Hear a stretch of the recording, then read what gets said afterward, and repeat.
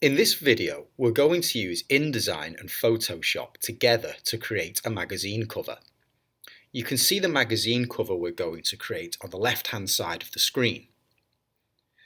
For this project, I have an image ready of a cover model. I've saved this in a folder on my computer. The file is called Cover Model Original. It's a JPEG image. To create this cover, make sure you've downloaded the cover model image file and then go to InDesign. Now click Create New. Create an A4 sized canvas. Click Print, find A4 by clicking View All Presets and select the A4 canvas size. Make sure the orientation is set to Portrait. Then click Create.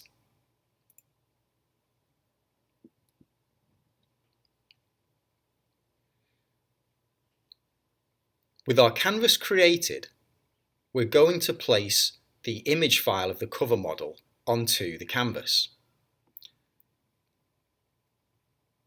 Click the rectangle frame tool and draw a rectangular frame that covers the entire canvas from corner to corner. When you've done that, you'll see a blue X across your page. Now click File, Place, and select the image of the cover model from your computer. When you're ready, click Open. We don't want the white border around the page, so right-click or two-finger click on your trackpad and then click on Fitting, Fill Frame Proportionally. This will make our image fill the entire frame. Now go to Photoshop. Don't create a new canvas. Instead, click File, Open, and open the image of the cover model. When you've found the image on your computer, click the Open button. The image will appear on your screen in Photoshop. Now, in the Layers panel, you will see one layer called Background. Right-click to get a drop-down menu and select Duplicate Layer. When the Duplicate Layer box appears, just click OK. Now we have two copies of this image. The original is the bottom layer called Background. We can click on this, click on the eye icon to make that layer invisible, and then click back on Background Copy. Make sure the background copy is highlighted in light grey. We're going to edit the copy and we're going to leave the original untouched. This means if we make a mistake, we can simply delete the background copy layer and we still have the original and we can try again. Once you've duplicated the background copy layer, click on the eraser tool on the left-hand side of your toolbar. At the top of the screen, you can change the size and the hardness of the eraser brush. You'll see a circle at the top of the screen, top left. Click on the little down arrow and the options for the eraser tool will open. Adjust the slider for size to adjust the size of the brush. Very small makes a very small eraser brush and very large makes the brush very large. The hardness either gives a very distinct line or, if you lower the setting, a very blurred line. Adjust the options so the size of the brush is about 100 pixels and the hardness is about 30%. With these options selected, now move around the cover model and erase the background. You should go over the model slightly. So we have a blurred effect on the outline of the model's body. For the smaller sections, you might need to adjust the size of the brush. Adjust the size as you need to.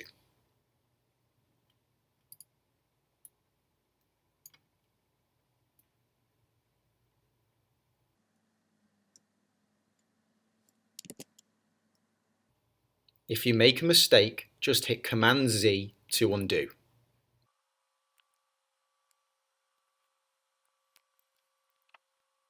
When you've drawn around the outline of the model, go back to the Eraser Tool brush settings, make the size of the brush larger to about 150 pixels, and set the hardness to 100%.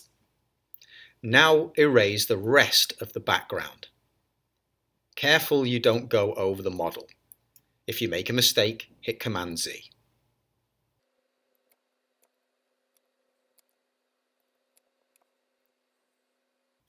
When you've erased the background, save this image.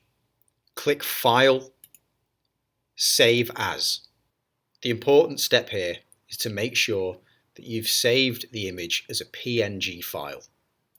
This will allow us to save the image with a transparent background.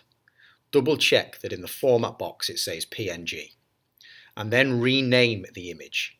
My original is called Cover Model Original, so I'm going to rename this to Cover Model Copy. When you're ready, click Save. For PNG format options, just click OK. Now go back to InDesign.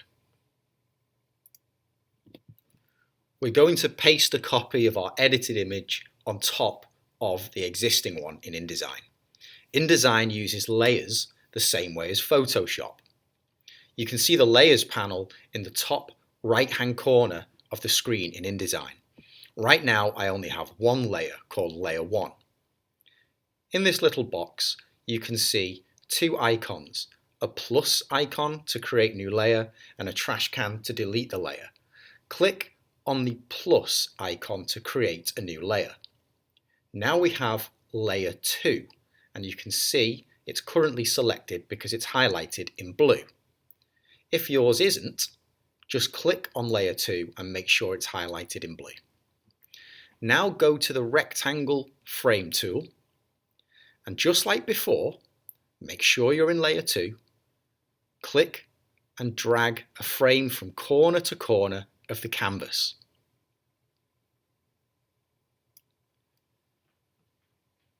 A red X will appear on the screen to show that the frame has been created. Now click File, Place. Select the copy of the model that we've just made in Photoshop. Click Open and it will be placed inside the frame. It isn't the right size yet, so without moving it anywhere, just right click and go to Fitting, Fill Frame Proportionally. And now we have our edited model on top of the original. We're now going to add a title to the magazine cover. To do this, look at the Layers panel and click on the Create New Layer button. A new layer will have been created. You can see it at the top of the layers stack. It's called Layer 3. You can change the name of this layer by either double clicking so the layer options appear, or if you just make sure the layer is selected so it's highlighted in blue and click once on the name and it becomes editable this way. Whichever option you choose, rename the layer, call it Text. This is so we know what's in the layer for later on. When you're ready, just click in the blank section of the Layers panel to apply the change. Now select the Type tool and in the top left-hand corner, drag a text box to the other side of the canvas. Make sure the text box comes down to the model's chin. Now type a title for the magazine. Holding Shift for capitals, I'm going to use the word Style. S-T-Y-L-E. Now, highlight the text, and in the paragraph options on the right-hand side of the screen, click Align Center. Now change the size of the text. Above the paragraph options, you'll see the different size options. Where you see 12 point, you could use the down slider to select from the list of options, but these aren't big enough. So instead, click and highlight, and then delete the 12 point text and replace that with 200, and then press Enter. Just below the size option, you will see the tracking option. It's a VA symbol with a double-ended arrow beneath it. Just click on the little up arrow next to it to increase the spread of the text. If you go too far, the text will disappear. Don't worry, just click on the down arrow until the text reappears. Once you've done that, we're going to add some colour to the title. To do this, click on the gradient tool on the left-hand side of your screen. It's called a gradient swatch tool. Double-click it so that the gradient panel appears. You can click on the little top bar of the gradient panel and drag it round the screen and place it where you want it. I'm going to place it below the layers panel. Now, with the text still selected, click on the fill colour. Now, click on any of the colours to change the colour of the text, but we're going to add a gradient, so click on None for the fill colour.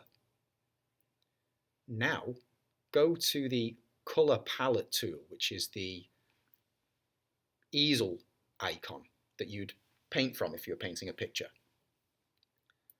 Click this so that you see the colour picker appear. Now pick any colour you want for your text. This way you're not limited by the selections in the other window.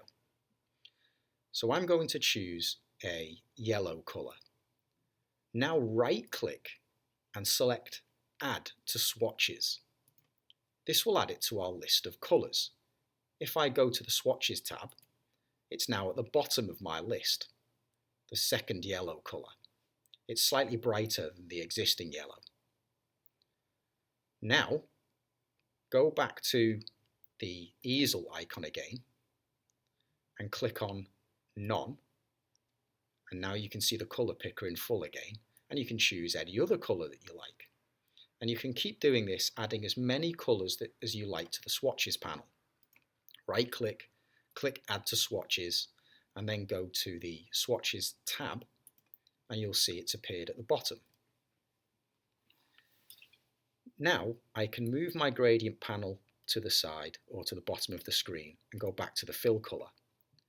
Now I can add colours to my gradient by clicking on the colours that I want, click, hold, and drag them onto the gradient bar. I'm going to click on the black tab in the gradient bar, the little arrow above the black square. Click, hold, and remove this colour by dragging downwards, and it will disappear. Now I can click on the other coloured tabs and I can move them around to change the colour of the gradient and how it looks. I'm going to keep it as linear, which is left to right, and then change the angle to 90 degrees so it rotates the gradient from top to bottom. Now when I click the selection tool and deselect, you can see there's been a gradient effect applied to my title. I'm now going to place it behind the model by clicking on the text layer and dragging it between layer 2 and layer 1. We're now going to fill the magazine cover with more text to show the contents of the magazine. But since we only want the title to go behind the model, we're going to create a new layer, and all the text in this layer will go on top of the model. To do this, click on the Create New Layer button in the Layers panel, and a new layer will be created. You can see I have layer 4. Double click on layer 4 so the layer options appear, and rename the layer Text 2. Then click OK. We can now add text to this layer. Make sure it's highlighted. Click, hold, and drag it to the top of the layer stack. Now it will appear above everything else. We can now fill the magazine cover with more text. To do this, we'll use the Type tool. Click on the Type tool in the left-hand side toolbar. Then draw a text box where you'd like to place the text. It doesn't matter if it's not placed correctly, as you can always use the selection tool to click the text and move it around the page later. I'm going to create a text box, and then I'm going to type some text. I'm going to use the issue date for the magazine.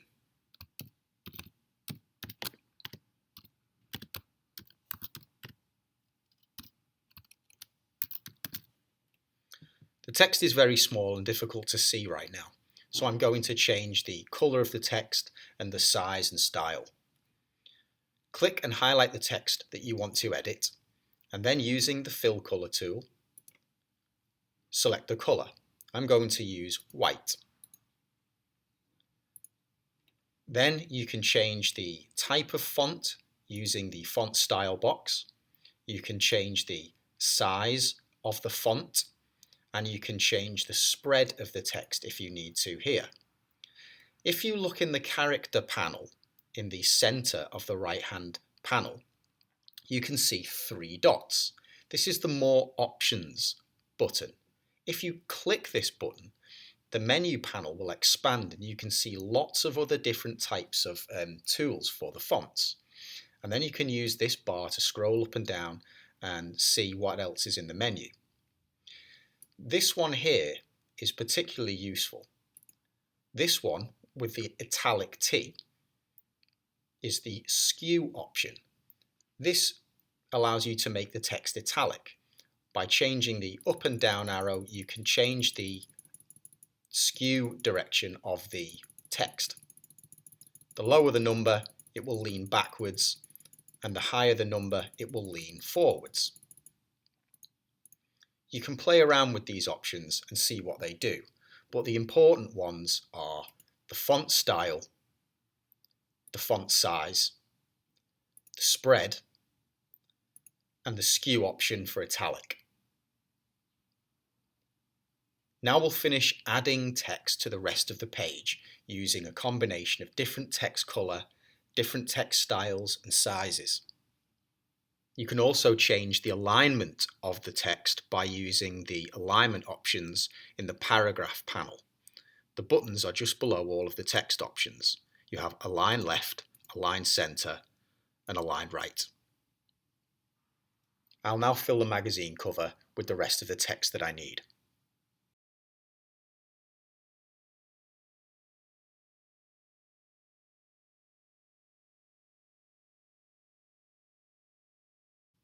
When typing in text boxes, sometimes the text will automatically hyphenate words when they're cut off because the text box is too small.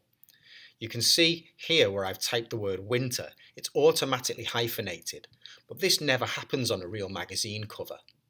If this happens to you, you can fix it by clicking the backwards looking P button in the top right hand panel.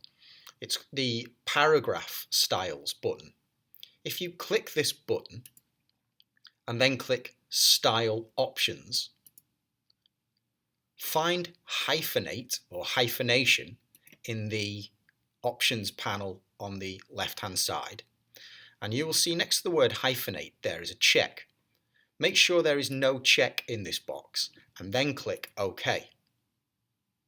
Illustrator will then stop automatically hyphenating words.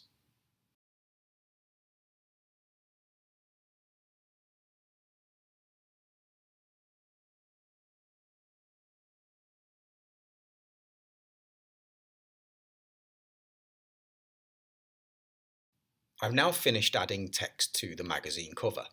You can see that there are lots of blue boxes around the actual text. This might be because you have a stroke color for your text box. So just to check and make sure that you don't see these blue lines, click on the selection tool and then click and drag a box around all of the text boxes.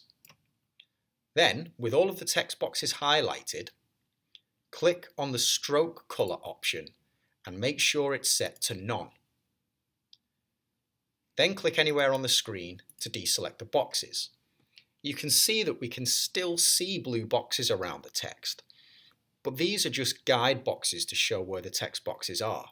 If you click View over Print View, this shows what the magazine cover will look like when we print it out, and you can see that the text boxes aren't visible.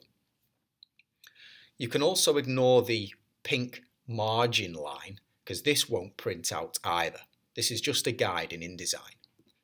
To switch off over Print View so you can see the guidelines again, click View over Print View and make sure there's no check next to it.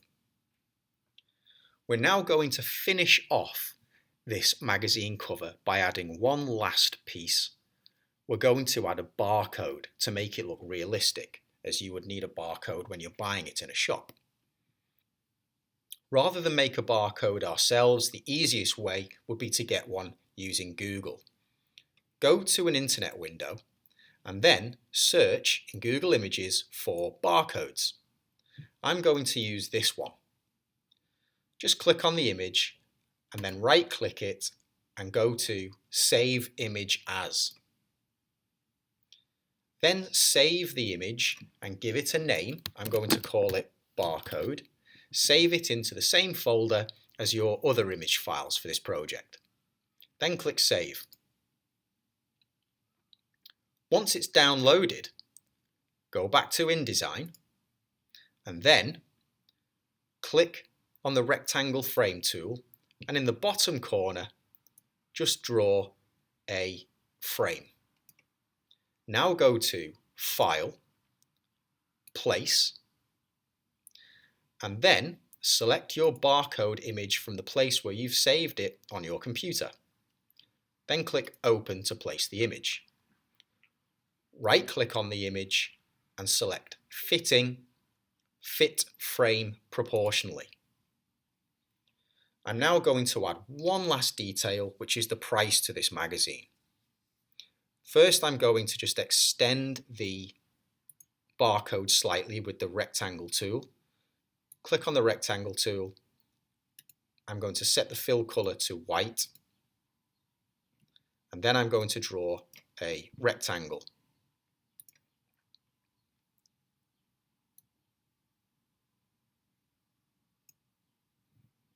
If the fill color doesn't appear, just go back into the fill color and click fill color again. Now go to the type tool and create a small text box. Here we're going to add the price of the magazine. I'm going to use $5.99. Now obviously it won't fit on the barcode rectangle, so click and highlight the text and go to Object, Transform, and we're going to rotate the text 90 degrees counterclockwise. Now click back on the selection tool. You can resize the text box and then click and drag the text onto the barcode area. You can now make any adjustments you need to the barcode just to make sure it all looks perfect.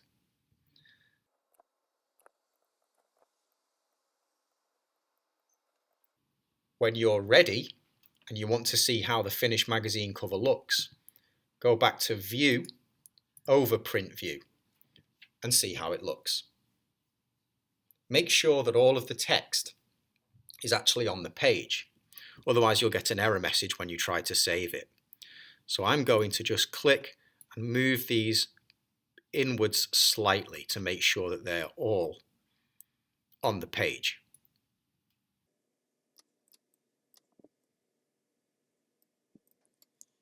When you're finished, click File, Save As.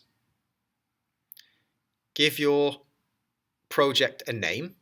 So I'm just going to call it magazine cover, and I'll just save it to my desktop for now. You can also export your magazine cover so that you can print it out by clicking File, Export. Make sure the format is set to PDF. Give the project a name, so magazine cover again, and then click Save. With the Export PDF options, you can ignore these, just click Export. And your magazine cover is finished. This is how my magazine cover looks in PDF format. This is how it will print out on a colour printer. And that's the end of the tutorial.